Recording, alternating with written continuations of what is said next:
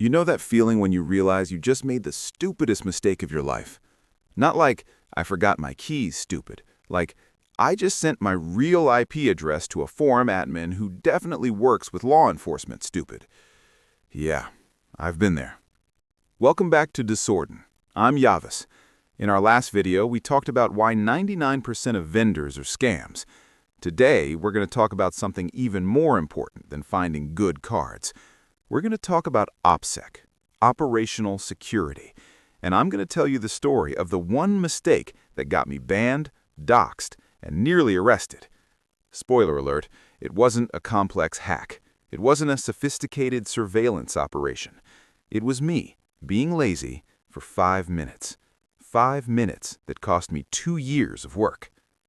Before I tell you the story, let's make sure we're on the same page about what OPSEC actually means. Because most people think OPSEC is using a VPN. I have NordVPN, bro. I'm untraceable. No. OPSEC is not a product you buy. It's not a checkbox you tick. It's not something you set up once and forget. OPSEC is a mindset. It's the understanding that everything you do, everything, leaves a trail. And your job is to make that trail so confusing, so fragmented, that nobody can follow it back to you. Think of it like this. You're in a crowded market. You're trying to steal something without getting caught, but there are cameras everywhere. There are guards watching. There are people who might recognize you. What do? You don't just put on a hat and call it done. You change your walk. You change your clothes. You come at a different time. You blend in. You become someone else entirely. That's OPSEC. And here's the part that scares most people. You have to do it every single time. Not just when you're doing something illegal. Not just when you're on dark web forums. Every single time. Because you never know when that one moment of laziness is going to be the moment they're watching. Okay, let me tell you the story. November 2019. I'd been active in certain communities for about 2 years at that point. I had a reputation. People trusted me. I was careful, or so I thought. I was running a small operation, nothing huge, but enough to keep me comfortable. I had my systems, I had my routines, I had my burner laptop, my VPN chain, my public Wi-Fi cafes. I thought I was untouchable. There was this forum I used, private, invite only. We thought it was safe. We thought the admins were one of us. Spoiler alert, one of them wasn't. One night, I was tired. It was 2 a.m. I'd been working for hours. My coffee was cold. My eyes were burning. And I needed to check something on the forum. Just a quick check, nothing important. But my VPN had disconnected, and I didn't notice. I logged in, clicked around, spent maybe 4 minutes on the site. Then I logged out and went to sleep. 4 minutes. The next morning, I woke up to find my account was banned. Not just banned, nuked. Every post deleted, every message erased. I thought, okay, weird. Maybe they're cleaning house. Then I checked my email. There was a message from someone I didn't recognize. It said, "Nice IP address. Hope you enjoyed your coffee at 2 a.m." My blood went cold. They had my real IP, the one from my home connection, the one tied to my name, my address, my life.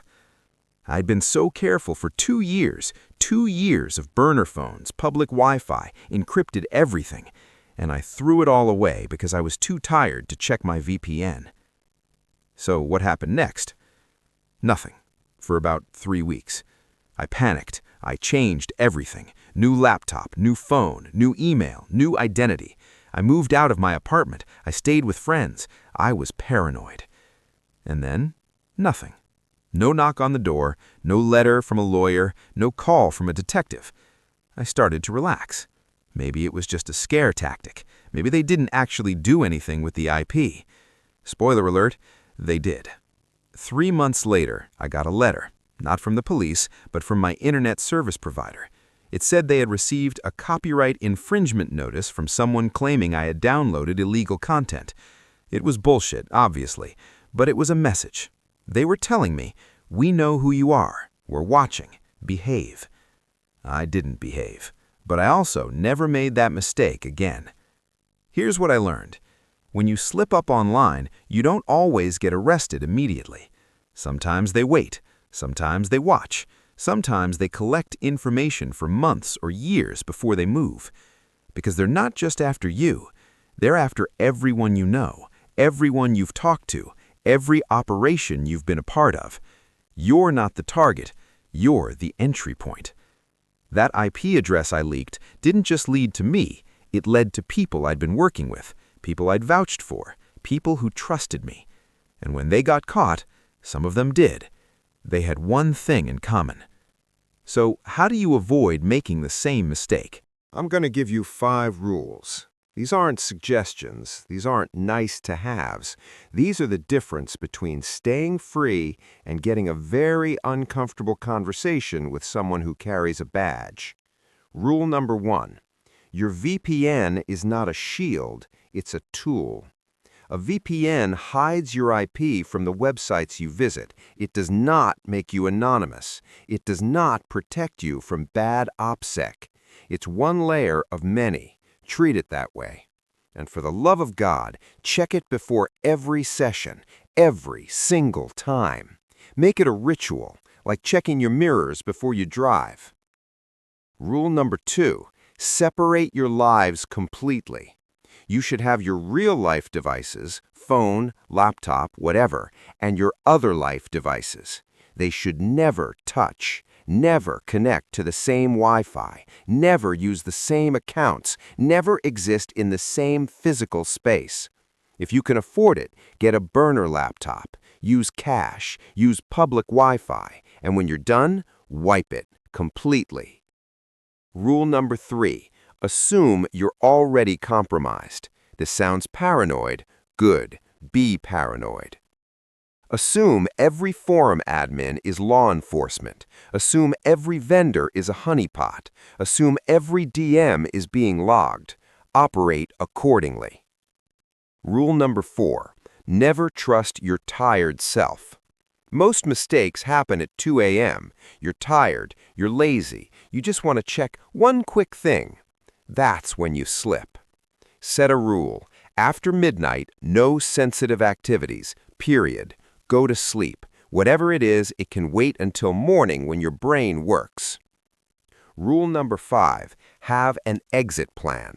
If everything goes wrong, if your IP leaks, if your identity burns, if someone shows up at your door, what do you do? Do you have cash? Do you have a go bag? Do you have somewhere to go? Most people don't. Most people think it'll never happen to them. It happens, and when it does, you won't have time to prepare. Here's something nobody talks about. OPSEC isn't really about technology, it's about psychology. The reason people get caught isn't because the VPN failed, it's because they got comfortable. When you start, you're careful, you check everything twice, you're scared. That fear keeps you safe. But then time passes, nothing bad happens. You start to relax. You start taking shortcuts. You start thinking, I've been doing this for years. I know what I'm doing. That's when they get you. It's called security fatigue, and it's killed more operations than any FBI task force. The only cure is to build systems, habits, rituals, things you do automatically without thinking, so that even when you're tired, even when you're lazy, even when you're comfortable, you still do them. Check the VPN, boot from Tails, use the burner, wipe the cookies, change the Mac, every single time. Not because you think someone's watching right now, but because you don't know when they will be. I've been doing this for 20 years, and I still check my VPN twice before I do anything sensitive. Twice, every time. Because I remember that night in 2019. I remember that cold coffee. I remember that email. And I never want to feel that way again. I'm not going to sell you anything, but I will tell you what I use. Tails. Operating system that runs from a USB stick, leaves no trace, boots clean every time. Free. Proton VPN, paid with crypto, no logs, kill switch enabled. Burner phones, cheap Androids bought with cash, used on public Wi-Fi, never at home. Public libraries, Wi-Fi that can't be traced to me. Hundreds of people come through every day. cash, for everything related to this life. No cards, no digital payments, no trail. A notebook, physical paper, write what matters, then burn it. None of this is complicated. None of this is expensive. It just requires discipline. And here's the thing. Most people won't do it. They'll read this, nod along, and then go back to using their home Wi-Fi with a good enough VPN. And they'll be fine. For a while. Until they're not. The goal isn't to be impossible to catch. That's not realistic. The goal is to be harder to catch than everyone else. Because when they're looking for someone to make an example of, they'll take the easy one. Don't be the easy one. I told you this story for a reason. Not to scare you, not to impress you, but to give you something to remember. That feeling I had when I read that email, that ice in my veins, that moment when you realize you just fucked up everything, I want you to remember that feeling, even though you haven't felt it yet. Because if you're careful, if you're disciplined, if you build the right habits, you never will. But if you get lazy, if you take shortcuts, if you think, it won't happen to me, you'll feel it. And when you do, you'll wish you'd listened. I'm Yavuz. This is Disorden. Next time, we're going to talk about something lighter, something fun. We're going to talk about how banks actually think, how payment processors flag you, how to build a persona that doesn't get burned in 5 minutes, but only if you're ready to do the work. The chaos is waiting. Try not to bring your real IP address with you.